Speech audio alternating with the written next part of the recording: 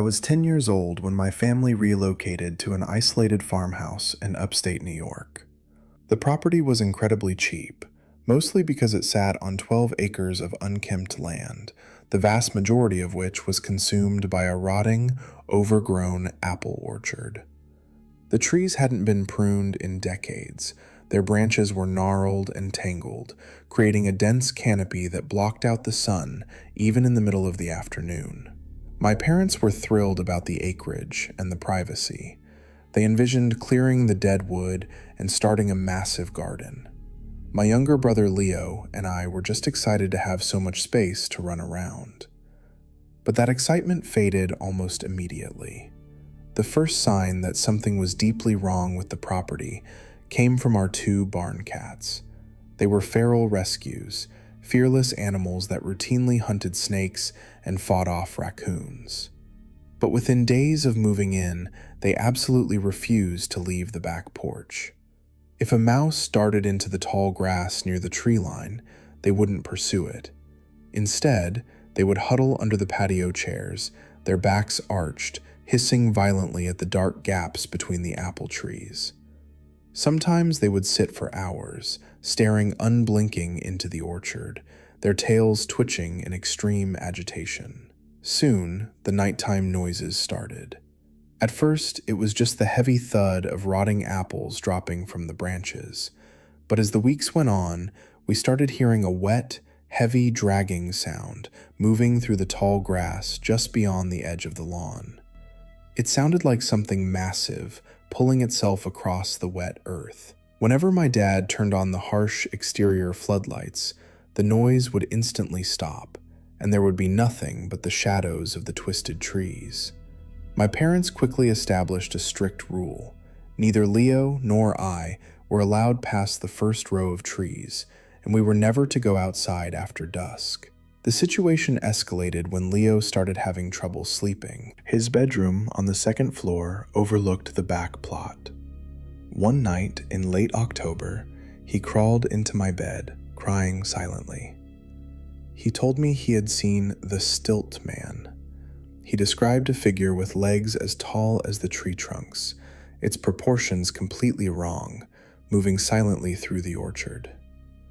Leo said the thing had been plucking rotten apples from the highest branches and eating them, all while staring directly up at his second-story window. When he finally told our parents, my dad chalked it up to an overactive imagination fueled by the spooky old trees. But the next morning, my dad found a massive pile of crushed, decaying fruit directly beneath Leo's window, surrounded by deep circular indentations in the mud that didn't look like footprints at all. Then the tapping started. It wasn't a knock, but a heavy, rhythmic thudding against the glass of the back patio door in the dead of night. My mom tried to rationalize it as the wind blowing a loose branch against the house, but the nearest tree was 50 feet away. One morning, we found long streaks of dark, foul-smelling mud smeared down the glass. The streaks started at the very top of the 8-foot door frame, far too high for a normal person to reach without a ladder. The most terrifying phase began when my mother started wandering. She had never been a sleepwalker in her life. I woke up at 2 a.m. to get a glass of water and found her standing perfectly still in the dark kitchen. She was facing the glass patio door. Her hand was resting on the brass handle, and she had already unlatched the deadbolt. She was staring blankly out into the pitch-black orchard. I asked her what she was doing. She didn't blink, didn't turn to look at me, but her mouth moved. In a strange, breathy whisper, she said, "He says it is warmer down in the dirt. We should go into the dirt." I screamed for my dad. He rushed downstairs, and when he grabbed her shoulder, she snapped out of it, completely unaware of how she had gotten there.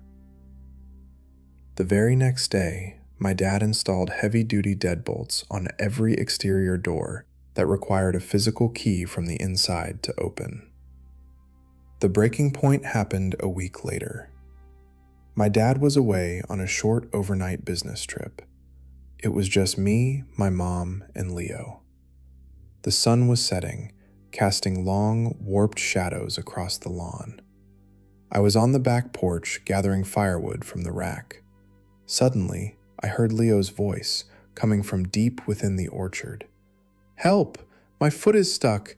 It really hurts!" It sounded exactly like him, his voice trembling with genuine pain and panic. I dropped the wood, my heart pounding, and took a step toward the tree line. I was about to yell back to him when I heard the screen door squeak open behind me. I spun around. Leo was walking out from the living room, holding a comic book, asking me why I was dropping the logs. My blood ran completely cold. I looked back at the orchard. From the impenetrable darkness between the trees, a voice called out again. "Leo, come into the trees and help me." It wasn't Leo's voice anymore. It was mine. I grabbed my brother by the shirt, dragged him inside, and slammed the door. We locked ourselves in the master bathroom with my mom for the entire night. She called my dad in hysterics, and he drove 3 hours back through the dark to get to us. When he arrived just after dawn, he found the heavy wooden frame of the patio door covered in deep, splintered gouges, as if someone, or something, had spent hours silently trying to pry it open. We packed whatever we could fit into the trunk of my dad's car and left that morning. We stayed at a cheap motel for a week until my parents found a rental apartment. We never spent another night in that farmhouse. Years later, my family still refuses to talk about the property. Leo still suffers from severe anxiety and occasionally wakes up screaming about the stilt man. I live on the 14th floor of a concrete apartment building in the middle of a crowded city. I absolutely despise being on the ground level, and the sweet, sickly smell of rotting apples is enough to send me into a full panic attack. I don't know what kind of starved ancient thing lived in that orchard, but I am entirely certain that it was just waiting for one of us to step into the dark so it could pull us down into the dirt.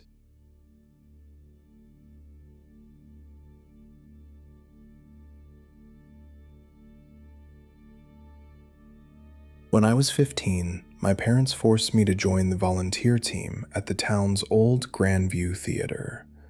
It was mid-December, and the theater was busy preparing for the biggest play of the year, Winter's White Night. My family usually helps set up chairs, clean backstage, and hand out flyers. But to be honest, I was an introverted kid who hated crowds. My only goal when getting there was to find a hidden corner, finish my work quickly, and pull out my Nintendo DS to play games. Just after I finished organizing some props in the left wing, I wandered up to the second-floor balcony. This place was very dark, rarely visited, and offered a panoramic view of the dazzling stage below.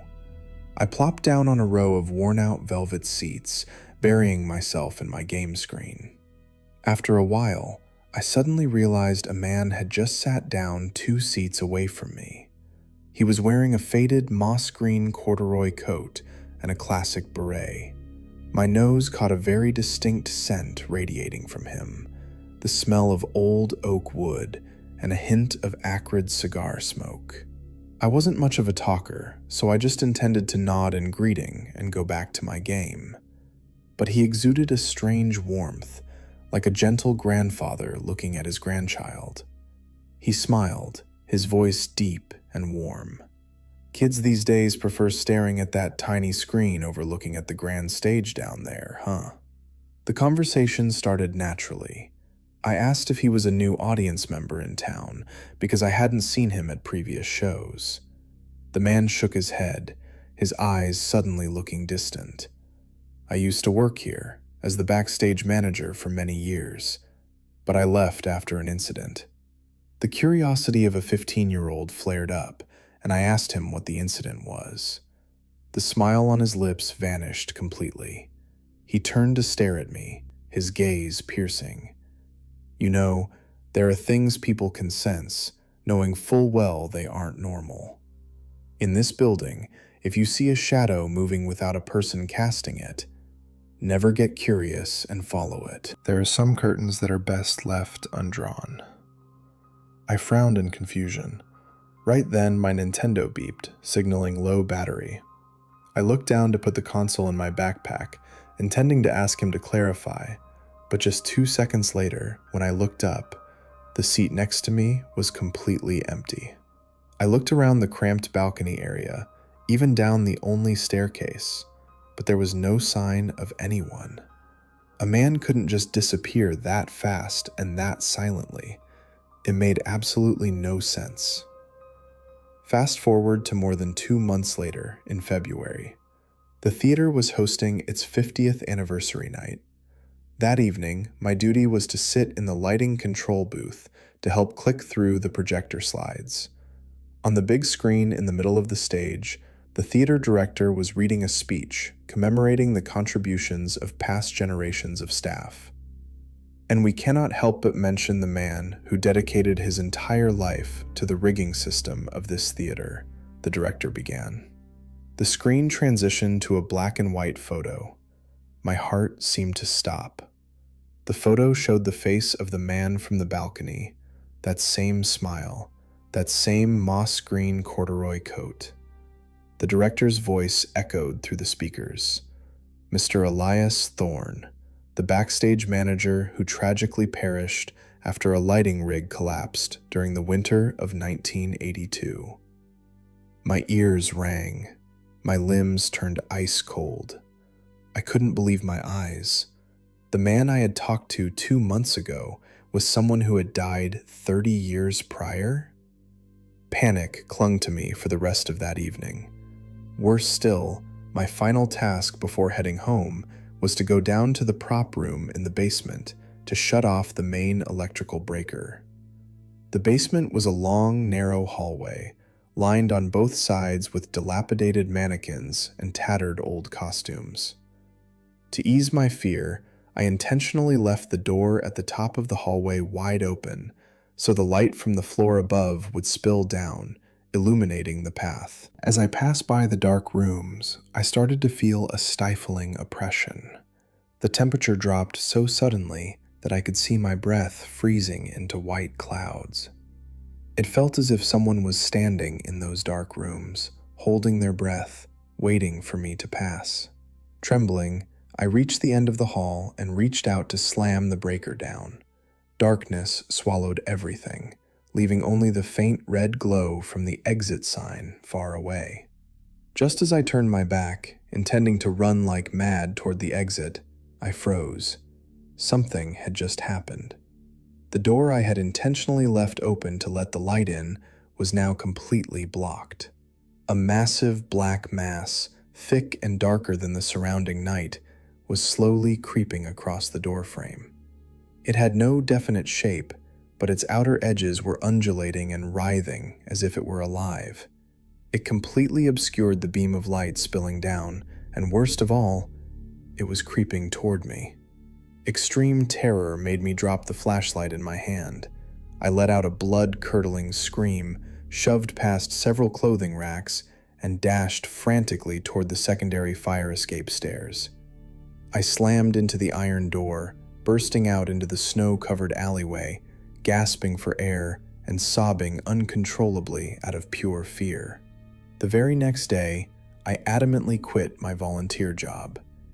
My parents were furious, scolding me for being a lazy, irresponsible kid making excuses to stay home and play games. I didn't explain because I knew that even if I told them, skeptics like them would never believe me anyway.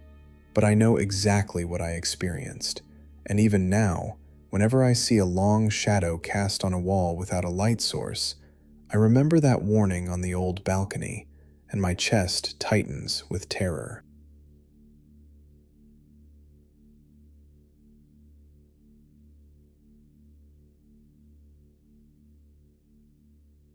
In 2018, after a series of miserable career failures, I decided to leave the noisy city and move to the perpetually foggy coastal town of Astoria, Oregon. My uncle, Uncle Arthur, a gentle widower, allowed me to temporarily move into the attic above his detached garage. To be honest, that attic was pretty rickety. Every time the sea breeze blew, the tin roof would rattle violently. But in exchange, I got to live rent-free to figure out my life's direction. And most importantly, Uncle Arthur had no complaints about Barnaby, my giant 22-pound Maine Coon cat. Barnaby was a feral rescue. He had an ash-gray coat, a perpetually grumpy face, and a deep hatred for humanity. He had never let anyone touch him besides me. Even Uncle Arthur had his hand scratched up trying to pet him. About 2.5 months after moving in, on a rainy November night, I was sleeping soundly when I was abruptly awakened. Not by thunder or the wind, but by a growling sound right on my mattress. At first, I thought Barnaby was gearing up to tear apart some mouse, but as I listened closer, I realized it was purring. Not just a normal purr, but a deep, affectionate rumbling that practically shook the mattress, the exact sound he only made when I scratched the perfect itchy spot under his chin.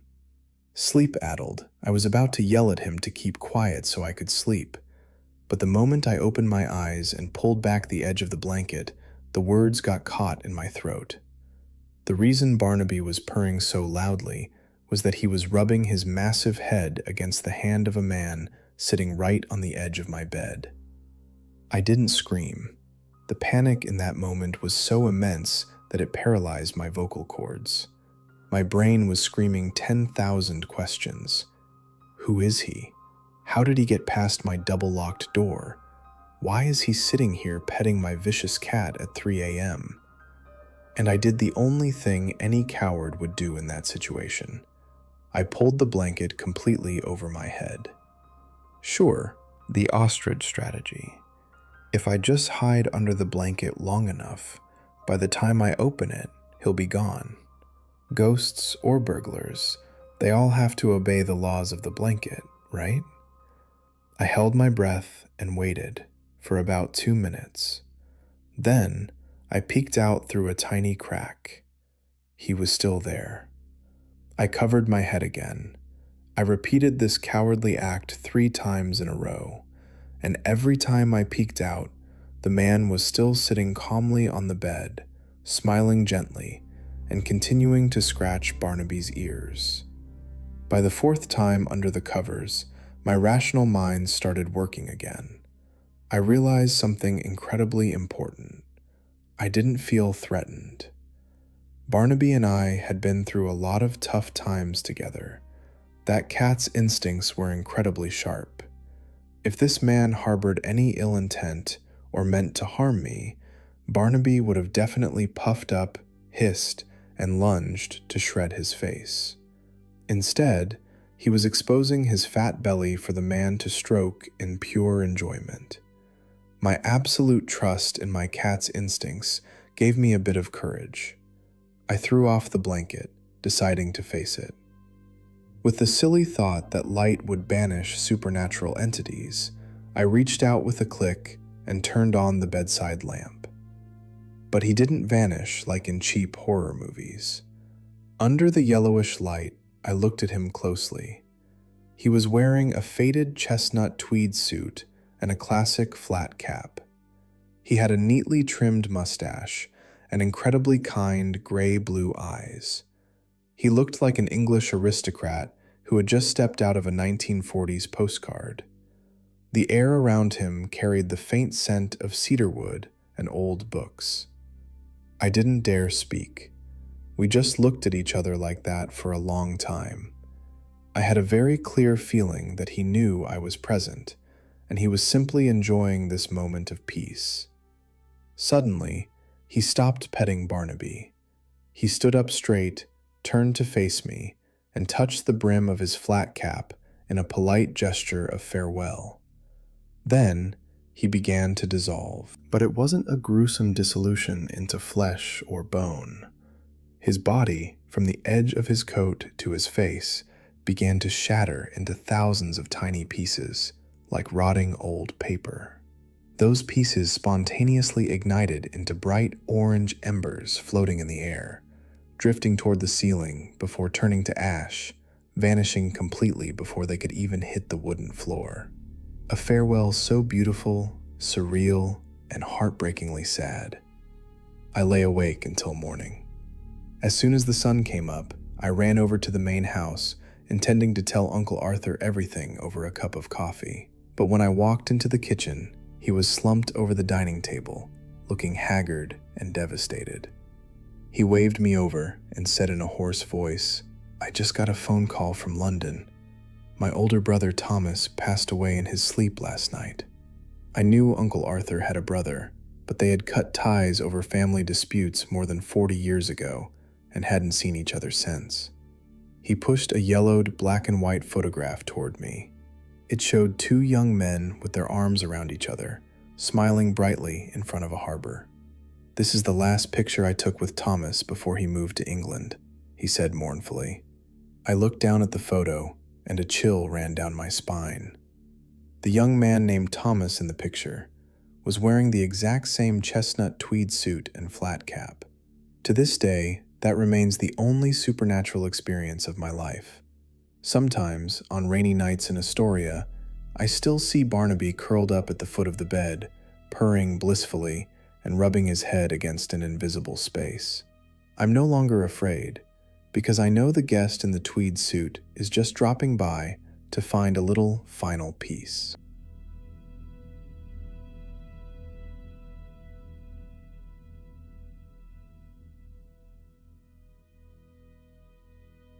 Many of us have experienced that strange, fleeting moment when a complete stranger captures our attention in a way that defies all logical explanation.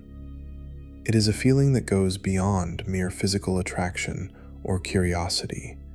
It feels almost like a profound recognition, as if they know you from a forgotten dream or perhaps from a life you lived long before this one.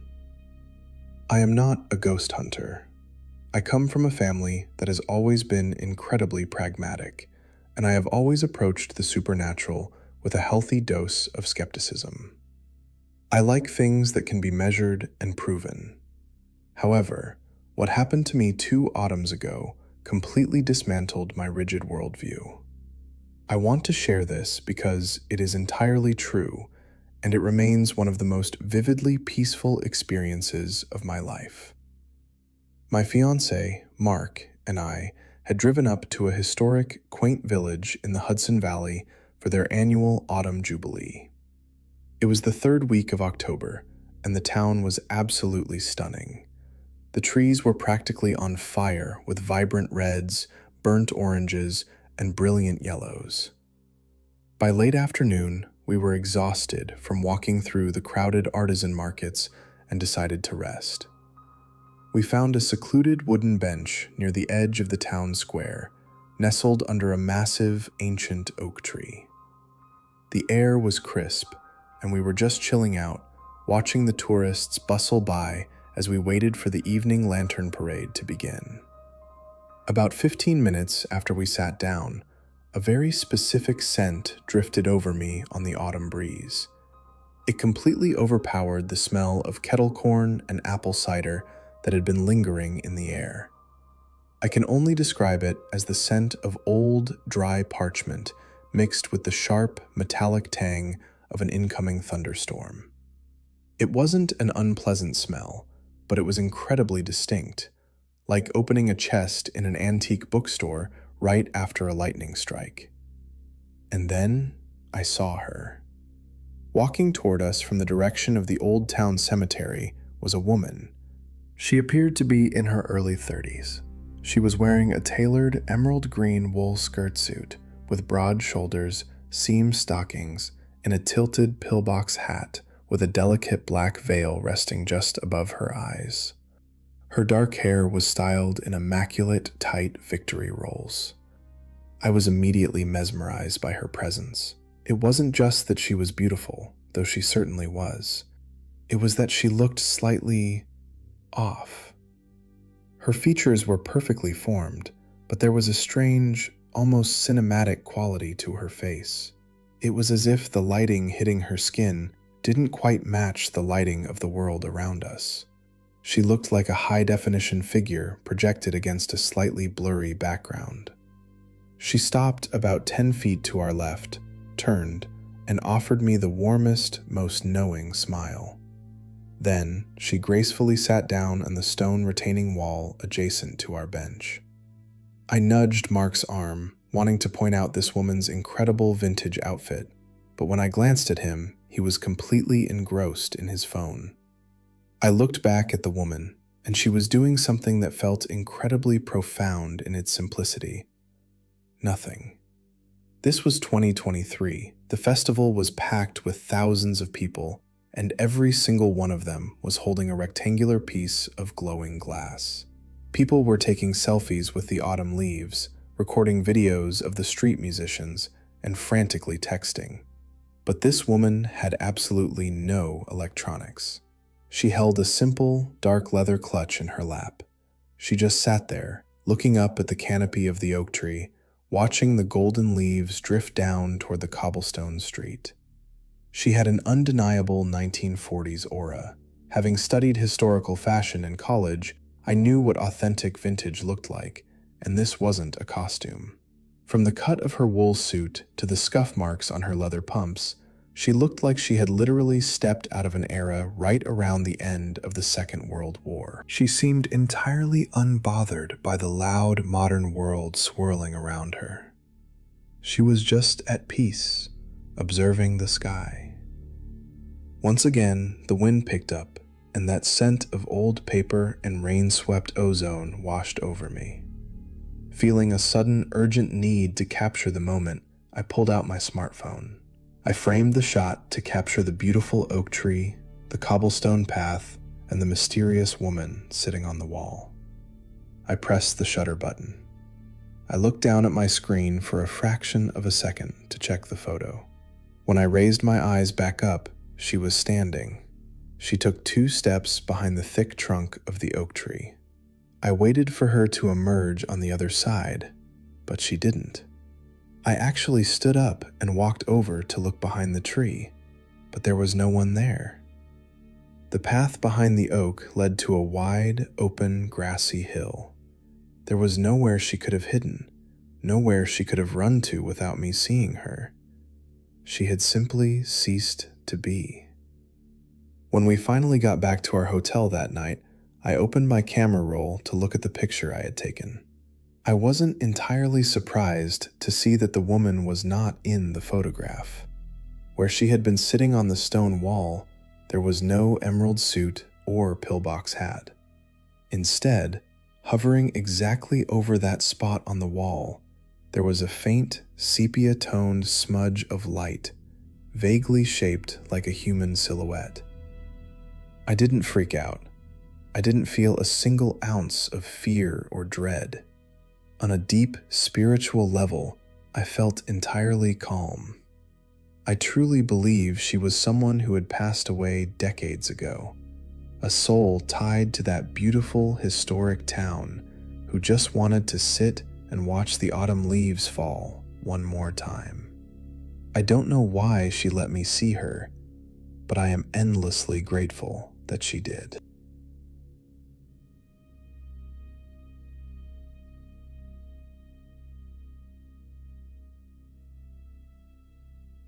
We moved into a charming, albeit slightly dilapidated, Victorian-style duplex in the historic district of Savannah, Georgia, a few years ago.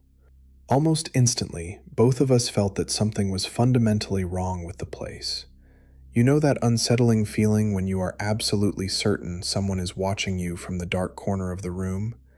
It was exactly like that, constantly, accompanied by sudden icy drafts that had no logical source. My fiancée, Elena, bore the brunt of it. She started feeling compelled to say things, almost as if the thoughts were being forcibly planted in her brain by someone else. She would casually tell me exactly what I had done at work that day with eerie, impossible detail. She told me about a soot-covered man who talked to her, but only inside her head. Household objects started vanishing, only to reappear weeks later in completely random, inexplicable places like the refrigerator or the attic stairs. One afternoon, we were sitting on the couch when she suddenly blurted out the word Gandhi dancer, completely out of the blue. I had never heard that term in my life, and neither had she. I assumed it was just a random misfiring of her brain, a made-up word. But out of curiosity, I searched it on my phone. It turned out to be early 20th century slang for a railroad track worker. There was a massive, abandoned railway depot just 2 blocks from our street, and when I asked her why she said it, she simply whispered that the soot-covered man had told her he loved the sound of the trains. But the absolute weirdest, most unsettling thing that happened occurred one Sunday morning. Both Elena and my younger sister, who was staying in our guest room for the weekend, wanted to take a bath. They agreed my sister would go first. As Elena and I sat in our bedroom, we heard the heavy bathroom door click shut. The light flicked on, illuminating the hallway, and we clearly heard the water running into the antique clawfoot tub. We naturally assumed my sister had just beaten Elena to it. The water ran for a good 45 minutes. Just as we were getting ready to knock on the door to make sure she hadn't fallen asleep and drowned, we heard the faucet squeak off. The door opened, and we heard wet footsteps pad down the hallway and descend the wooden stairs. The bathroom light was left blaring. I got up, turned off the light, and followed the sound of the footsteps downstairs, expecting to see my sister heading into the kitchen for coffee. But as I reached the bottom step, the front door swung open from the outside. My sister walked in, holding 2 canvas bags full of groceries. When I stared at her in shock and asked how she had gotten dressed and out of the house so fast, she looked at me like I was insane. She told me she had been out at the local farmer's market for the past 2 hours. So, who was in the bathtub? Elena saw the soot-covered man once more a few weeks later, standing motionless at the top of the staircase. Lots of other strange, unexplainable things happened in that Savannah duplex, but honestly, it was never anything malicious or violent, just deeply, profoundly freaky. Anyway, we broke our lease and moved to a modern apartment in Atlanta a couple of years ago, and absolutely nothing paranormal has happened since. That is, until this past weekend. We went away to a historic bed and breakfast in Bar Harbor, Maine, to celebrate our anniversary. On the very first night, the weather turned awful. It was freezing cold, and a thick, soupy fog rolled in off the ocean. As we stood outside on the wraparound porch holding our mugs of tea, Elena suddenly went rigid. Her eyes glazed over, staring out into the impenetrable gray mist. "Silas," she said, her voice flat and monotone. "Silas is waiting down by the carriage house." I froze, the hair on my arms standing up. I asked her what on earth she was talking about. She had this terrifying, empty look on her face. She didn't blink. "Silas is waiting in the carriage house for Eleanor," she droned. Then, mid-sentence, she added, "He's a married man, but she's pregnant, and he's waiting for her, with the rope." Suddenly, she gasped, practically dropping her mug. She snapped out of it, her mouth hanging open in horror, and frantically told me, "I have absolutely no idea where that came from." We discussed it rapidly, and she said she felt a heavy, sorrowful compulsion to speak those words, sensing that the woman, Eleanor, had been a maid. Thoroughly spooked, we rushed back into our warm room and locked the door. We immediately started searching the internet for the local history of the estate. We found an archived newspaper article from 1924. A young maid named Eleanor had been employed at the property. She was having a scandalous affair with the married estate manager. When she threatened to expose the pregnancy, she mysteriously vanished. Years later, her remains were found buried beneath the old carriage house. She had been strangled. The estate manager was the prime suspect, though he was never convicted. His name was Julian. We were completely freaked out. The man's name in Elena's trance was wrong, but it didn't completely discount the experience.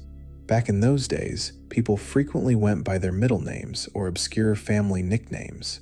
My own grandfather was named William, but went exclusively by Bill, and my great-aunt Margaret was known to everyone as Peggy. Perhaps the murderous estate manager was really known to his lover as Silas.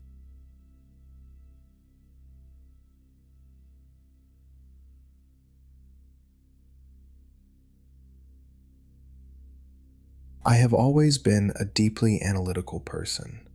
Working as a data analyst for a logistics firm, my entire life revolves around numbers, patterns, and hard facts. I am the kind of guy who looks for the logical explanation behind every single bump in the night. Drafty windows, settling floorboards, old pipes. I always found a mundane reason for things that other people might consider supernatural. While I try to keep an open mind, I firmly believed that ghosts were just the product of overactive imaginations. That was, until one specific incident completely shattered my skepticism and left me with absolute certainty that there are things in this world that defy all logic. My husband David used to be the general manager of an independent craft brewery and tap room located in downtown Chicago. The business was housed in a beautifully renovated, decommissioned firehouse that dated back to the 1920s. Because he was the manager, David was almost always the one doing the closing shifts. He would stay an hour or two after the rest of the bar staff had clocked out to balance the registers, finalize the inventory, and lock up the massive, heavy oak doors. To give you a sense of the layout, the building consisted of the main tap room at the front, a long central corridor, and a cramped back office. Right across from the office was a massive walk-in cooler where all the kegs and extra glassware were stored. There was also a second floor, which used to be the firemen's sleeping quarters, but the brewery only used it for dry storage and a small employee break room. The brewery occupied the entire building. There were no shared walls with neighbors. Almost from his very first week, David told me he felt an oppressive, heavy atmosphere whenever he was left alone in the building. He would frequently report hearing the unmistakable sound of heavy, steel-toed boots pacing back and forth across the hardwood floors of the second story. Sometimes, the vintage jukebox in the corner of the tap room would suddenly light up and play loud static, even though the owners kept it physically unplugged from the wall. He also mentioned that the heavy brass knocker on the front door would occasionally slam violently against the wood, but whenever he checked the security monitors, the street outside was completely empty. Another bartender who occasionally closed with him reported the exact same experiences. I believed that they were genuinely scared, but I always brushed it off. I told him it was just the quirks of a century-old building, faulty wiring, and the wind off Lake Michigan. I remained unconvinced until I saw it with my own two eyes. Since I also worked long hours, it wasn't unusual for me to swing by the tap room late at night to pick him up so we could drive home together. One rainy Tuesday night, I had the following day off, so I decided to arrive about 45 minutes before he was done closing. He poured me a quick pint of stout and gave me a brief walking tour of the back areas I rarely visited. I had to admit, the back hallway did feel unnaturally frigid and distinctly uneasy, but nothing jumped out at me. I just chalked it up to the industrial air conditioning. Eventually, David retreated into the cramped back office to count the cash drawer. To help you visualize this perfectly, I was standing in the corridor just outside the office. I had my back turned toward the main tap room, leaning casually against the exposed brick wall. I was facing the office doorway, watching David count the bills. Directly to my right, in my peripheral vision, was the open doorway leading into the walk-in keg cooler. There was no door attached to the cooler's entrance, just thick plastic temperature flaps pulled to the side. I was sipping my beer, watching him work, and feeling a bit smug about how quiet the building was. Jokingly, I smiled and said, "Well, I'm glad your resident firehouse phantom decided to take the night off and leave us alone." Not even a full second after the words left my mouth, chaos erupted. Inside the walk-in cooler, resting on a stainless steel prep table, was a massive pyramid of heavy, thick glass growlers, probably 30 of them, stacked meticulously by the barbacks earlier that day. They didn't just topple over. They didn't just slide off the edge. The entire pyramid of heavy glass jugs violently launched into the air, flying horizontally across the cooler and shattering violently against the opposite metal wall. I saw the entire room clearly in my peripheral vision, and the lighting was bright. There was absolutely nothing and no one in that room. There was no earthquake, no heavy machinery vibrating, no possible physical mechanism that could have caused it. The glasses flew as if a massive, invisible arm had violently clotheslined the entire stack in a fit of sudden, explosive rage. The sound of shattering glass echoed deafeningly through the empty firehouse. David didn't scream. He didn't even drop the cash in his hands. He just slowly looked up from the desk, stared at my pale face, and said, "I told you, he is always here." Since David was so desensitized to this kind of terrifying activity, he calmly finished his deposit, grabbed his coat, and we left less than 5 minutes later. But for those 5 minutes, the air in that corridor felt suffocatingly heavy, as if the oxygen had been sucked out of the room. I felt a level of oppression and pure, raw hostility that I had never experienced in my life. That specific memory is burned into my brain because there is absolutely no rational, data-driven explanation for it. I saw 30 heavy glass jugs hurled across a room as a direct, instantaneous response to my sarcastic joke. I have experienced a few other minor, weird things in my life. A door closing on its own, a weird shadow in the woods. But those could all be explained away by wind or lighting. What happened in that brewery was different. It was deliberate, it was powerful, and it proved to me, beyond a shadow of a doubt, that we are not always alone in empty rooms.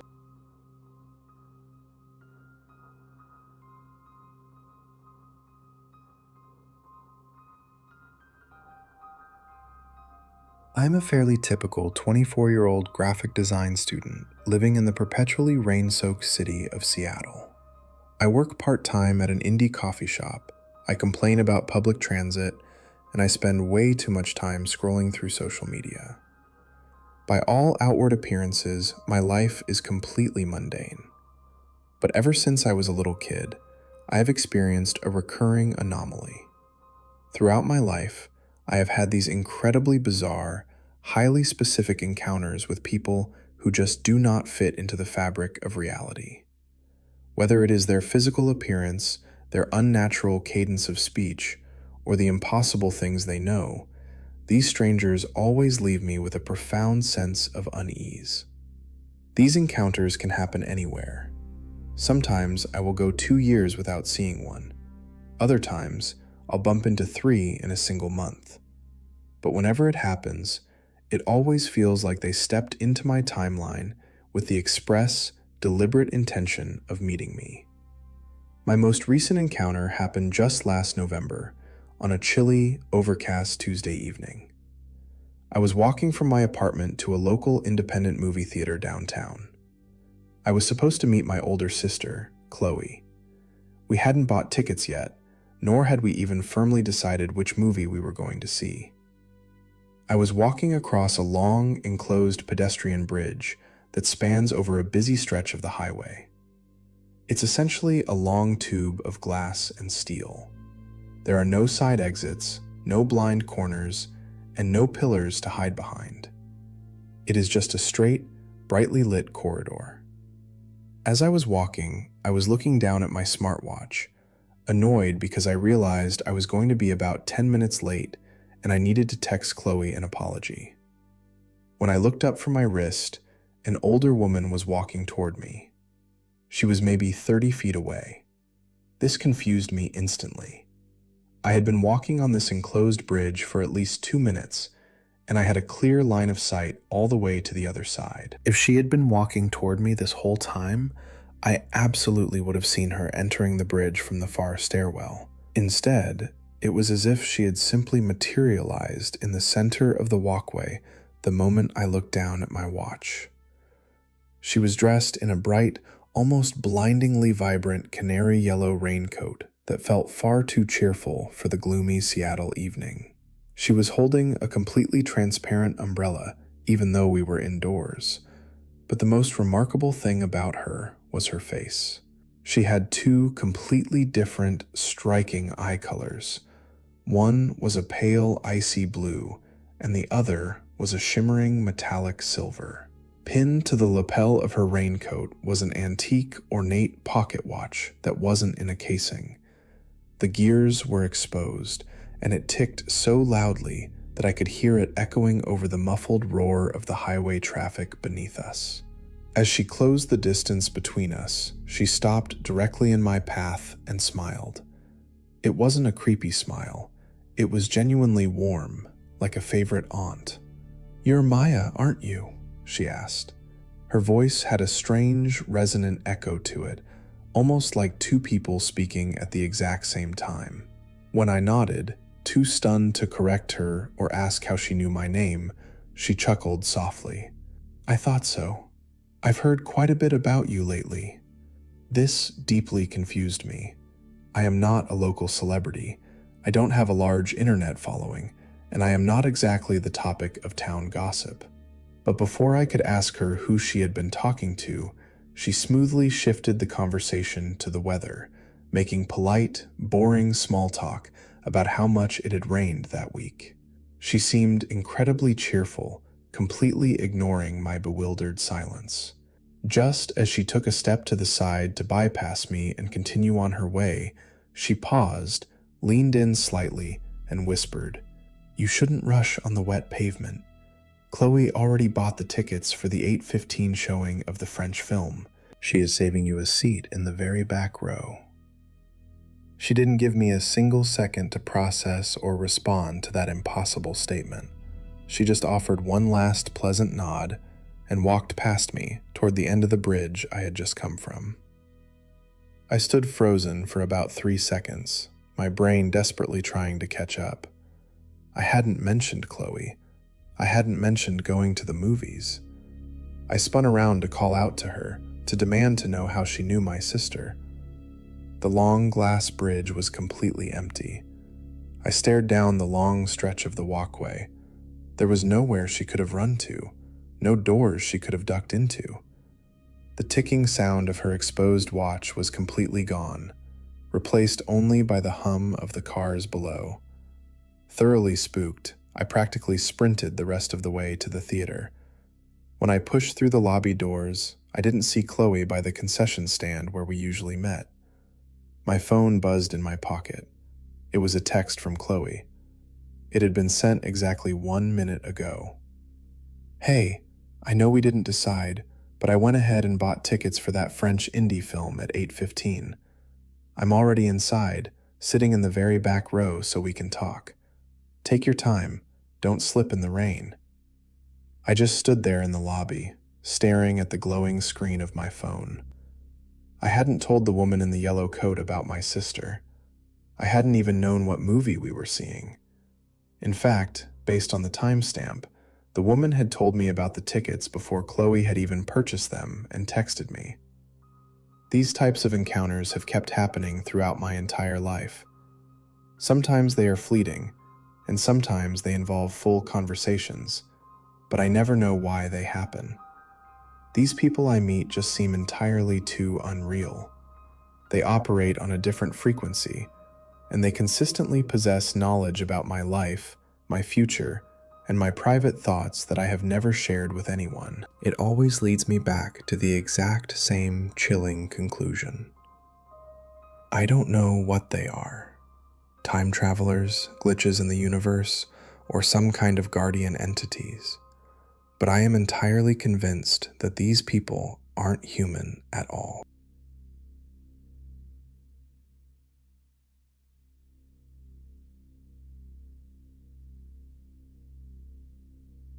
I am a 34-year-old father, and at the time of this event, I was dealing with a crippling bout of insomnia. My wife is an emergency room nurse who frequently works overnight shifts, leaving me alone in our split-level suburban house with our 6-year-old daughter, Mia. Because of my inability to sleep, I often found myself wandering the house in the dead of night, trying to exhaust myself with mundane tasks. Our house has a rather specific layout on the second floor.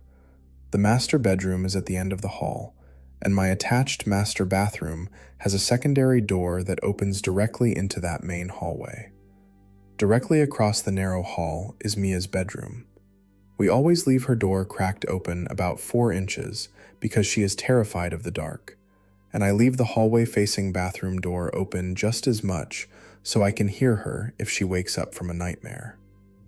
It was a Tuesday, around 2:15 in the morning. The house was entirely silent, save for the heavy Seattle rain drumming steadily against the roof.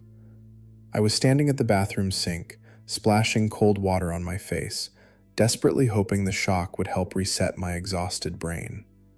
As I grabbed a towel to dry my face, I saw a shadow pass through the narrow gap of the open bathroom door. It was not a trick of the ambient light or a passing car's headlights. It was a solid, adult-sized mass moving smoothly across the illuminated sliver of the hallway floor, walking at a steady, measured pace. It moved from the direction of the staircase toward the blank wall at the end of the hall. My heart hammered against my ribs. My first logical thought was a home invasion. I slowly reached for my phone resting on the marble countertop and opened our home security app. I checked the living room camera, the front porch, and the back door. Everything was completely static. The alarm system was armed, and the perimeter was entirely secure. My wife wasn't supposed to be home for another 5 hours. I tried to convince myself that sleep deprivation was finally causing me to hallucinate. Then, the silence of the house was broken by a sound that froze the blood in my veins. It was a slow, raspy whistle. Just 2 rhythmic, melodic notes drifting into the bathroom from the dark hallway behind me. It did not sound like a song. It sounded like a signal. It was low, deliberate, and undeniably human. I gripped the edges of the porcelain sink, knuckles turning white, holding my breath so I could listen. The exhaust fan was off. The house was dead quiet again. The vanity mirror in our bathroom is a massive, custom piece of glass that stretches across the entire wall from the countertop to the ceiling. Because of the angle, if you stand at the sink and look up, you have a perfect, unobstructed view of the space directly behind you, including the cracked wooden door leading out to the hallway. Slowly, I raised my head and looked into the mirror. Through the reflection, I saw something slide into the narrow opening of the doorway. It was a hand. Impossibly long, pale fingers with deeply pronounced grayish knuckles wrapped tightly around the white wooden doorframe. The fingernails were jagged and caked with dark grime, but the most terrifying detail was the height. The hand was gripping the frame at my eye level, meaning whoever or whatever was standing just outside the bathroom had to be well over 6.5 feet tall. I stood completely paralyzed, making direct eye contact with those pale, skeletal fingers through the glass. I expected a face to peek through the crack, but nothing did. The hand simply gripped the wood, perfectly still. Adrenaline finally overtook my fear. I spun around on my heels, ready to confront whatever was standing in my home. The doorway was completely empty. I whipped my head back to the mirror. The hand was gone. There was no sound of retreating footsteps, no creaking floorboards, nothing. Before I could even process the impossibility of the situation, a piercing, hysterical scream erupted from across the hall. It was Mia. She was screaming the word "Daddy" with a level of raw, visceral terror I had never heard from her before. I lunged forward, tearing the bathroom door wide open, and sprinted the 3 steps across the hall into her room. I flipped on the overhead light. Mia was huddled in the farthest corner of her bed, her knees pulled to her chest, her eyes wide and overflowing with tears. She wasn't looking at me. She was staring fixedly at the empty hallway behind me. I rushed to her side and grabbed her shoulders. "Mia, what is it? I'm right here." She blinked, her chest heaving with panicked sobs.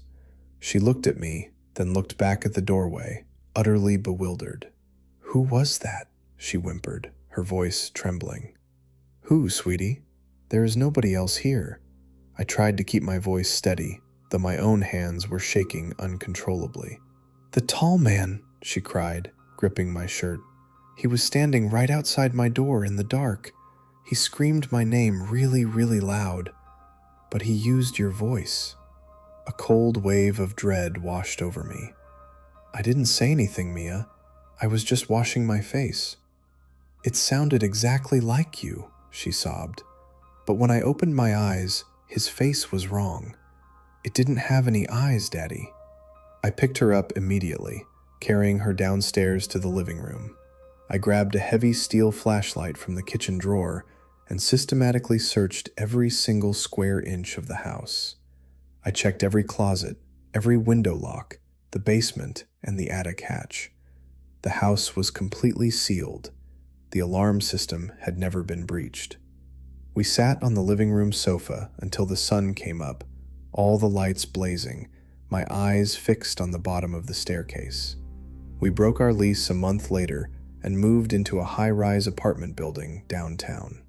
I still suffer from insomnia, but now it is not just because my brain refuses to shut off. It is because I know that whatever was standing in that hallway, wearing my voice and watching my daughter, did not need to break into our house. It was already inside.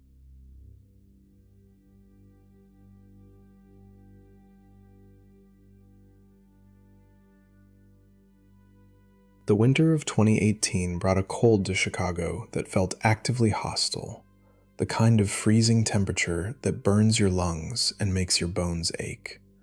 My younger sister, Clara, and I had just finished attending a late-night theater performance downtown. The wind chill was easily 30 below zero, and the snow was coming down in thick, blinding sheets. Taking a taxi was out of the question. The streets were essentially gridlocked, with stranded vehicles and plows struggling to keep up with the blizzard. To avoid freezing to death on the sidewalks, I made the executive decision to navigate through the Chicago Pedway.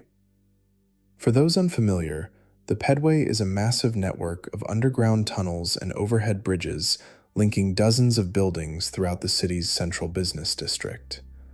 During the day, it is packed with commuters and office workers, but at 1 a.m, during a severe winter storm, it is completely abandoned.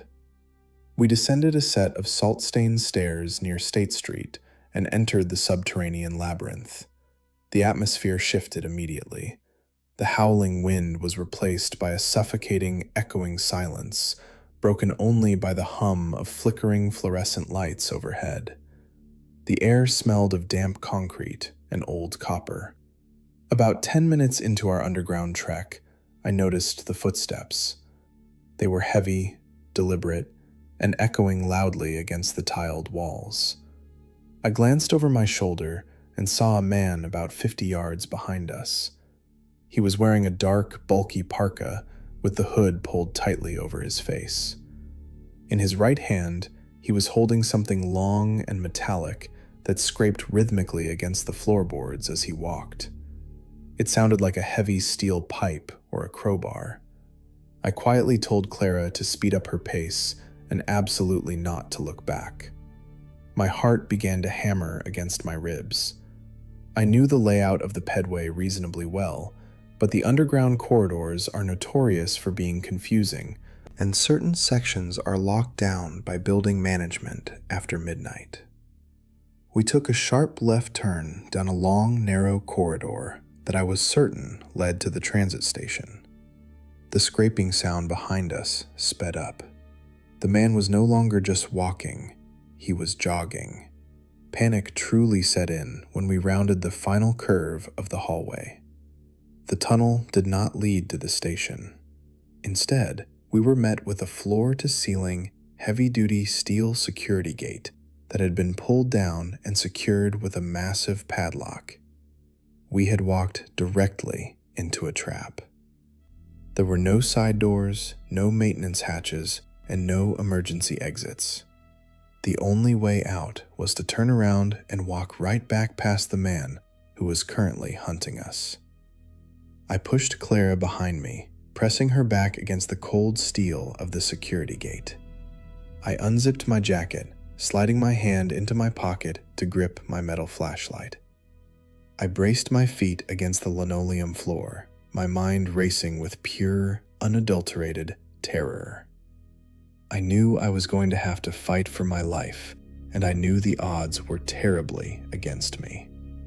The man rounded the corner. He stopped about 20 feet away. Under the flickering lights, I could see his face, hollowed out, desperate, and twisted with violent intent. He raised the rusted steel pipe in his hand and took a slow, menacing step toward us. I raised my fists, ready to lunge. At that exact second, the heavy, solid concrete wall to my right simply seemed to fold open. Two men stepped out into the corridor, right between us and our attacker. They were towering figures, both easily over 6.5 feet tall. They were dressed immaculately in pristine, snow-white winter trench coats, tailored charcoal suits, and wide-brimmed fedoras. Despite the slush and salt outside, their black leather Oxfords were perfectly polished and spotless. They did not look at us. They did not look at the man with the pipe. They simply walked shoulder to shoulder down the center of the narrow corridor, moving with incredible speed and perfect, silent synchronization. Their footsteps made absolutely zero sound against the tiles. As they passed the attacker, the man on the right tipped the brim of his fedora and said, in a voice that resonated with a deep, unnatural harmonic echo, "A very pleasant evening to you, traveler." The effect on the attacker was instantaneous and visceral. The man dropped his steel pipe. It hit the floor with a deafening clatter. He let out a choked, terrified gasp, stumbled backward over his own boots, and then turned and sprinted blindly back down the tunnel, as if the hounds of hell were on his heels. Clara and I were completely paralyzed, our backs pressed against the gate. We watched the two towering men in white coats walk toward the curve of the tunnel. I finally found the breath in my lungs and took 2 steps forward to thank them, to ask who they were, or to follow them to safety.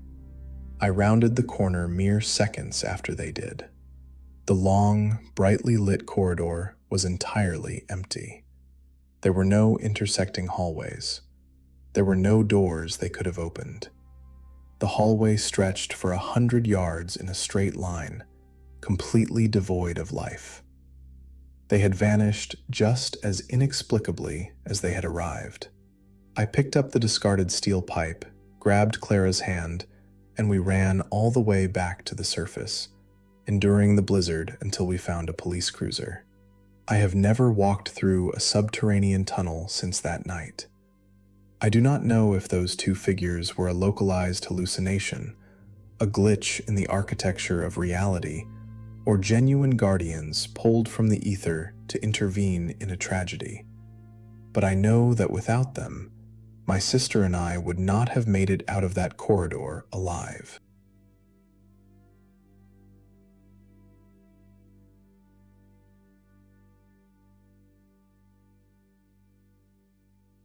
I was 9 years old when we buried my grandmother, Eleanor. It was the middle of July in Charleston, South Carolina, and the heat was absolutely suffocating. The air was so thick with humidity that it felt like breathing underwater, and the funeral home, an immense converted antebellum mansion, was struggling to keep the air conditioning running against the oppressive summer weather. The main parlor was packed with distant relatives, weeping neighbors, and the overwhelming, sickly sweet stench of hundreds of white lilies. Being a child, I had absolutely no concept of how to process grief, nor did I have the patience to stand in a receiving line for 3 hours.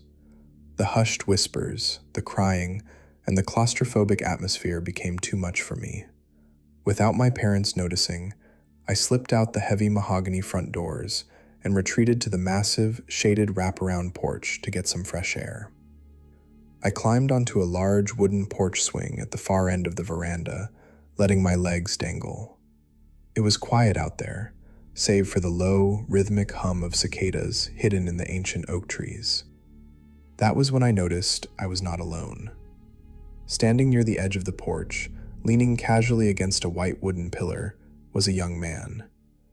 I had not heard the heavy doors open, nor had I heard his footsteps on the creaking floorboards. He was staring out at the empty gravel parking lot, his hands tucked neatly into his pockets. Even at 9 years old, I knew there was something entirely out of place about him.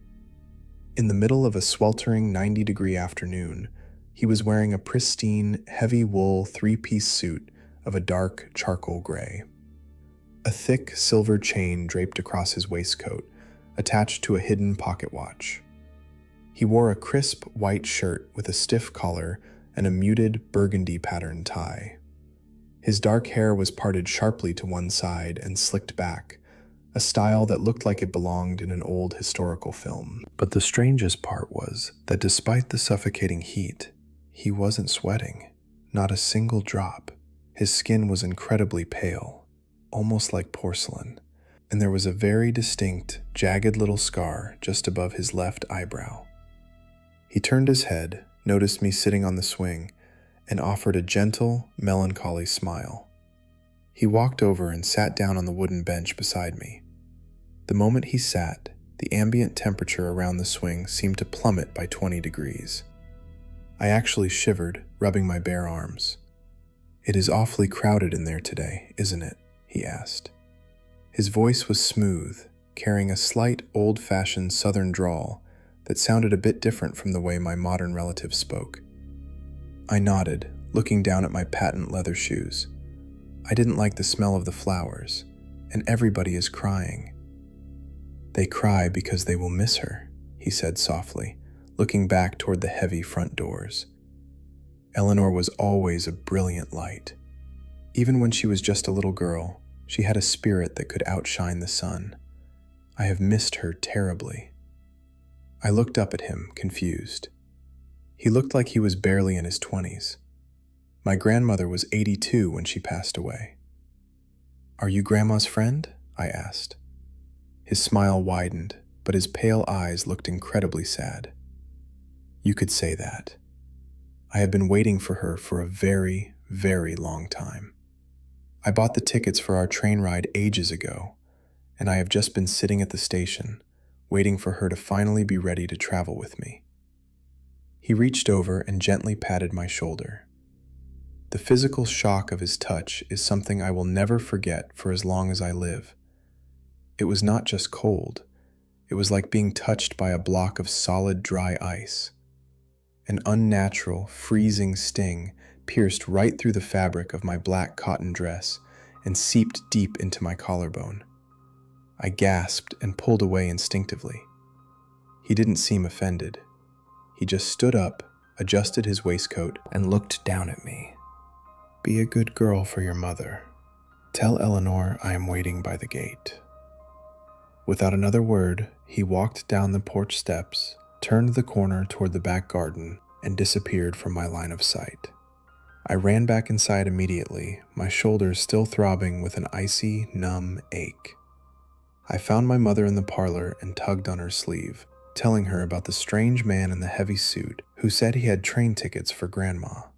My mother, exhausted and deep in grief, just patted my head and assumed I was making up stories to cope with the confusing day. I forgot about the strange encounter until 3 weeks later. My mother and I were sitting on the floor of my grandmother's attic, sorting through her dusty cedar chests. We opened a leather-bound album filled with sepia-toned photographs that smelled of aged paper and dried lavender. As my mother carefully turned the heavy black pages, she stopped abruptly. There, staring back at me from a formal studio portrait, was the man from the porch. He was wearing the exact same heavy charcoal suit, the silver watch chain draped across his vest. His hair was slicked back, and I could clearly see the jagged little scar above his left eyebrow. "Mom," I pointed a trembling finger at the photograph. "That is the man who talked to me on the porch at the funeral home." My mother went completely rigid. All the color drained from her face. She dropped the heavy album onto the wooden floorboards, her hands shaking violently. She looked at me with an expression of pure, unadulterated horror. That photograph was of my grandmother's older brother, Thomas. He had died in a catastrophic, fiery train derailment in 1938 when he was only 22 years old. My grandmother had been just 10 at the time, and his tragic death was an event she never truly recovered from. I never saw him again, but the memory of that afternoon still haunts me. I am now in my 30s, and I cannot look at old black and white photographs without feeling a sickening knot in my stomach. And sometimes, in the dead of summer, when the heat is completely unbearable, the skin on my left shoulder will suddenly go numb, radiating an unnatural, freezing cold that chills me to the very bone.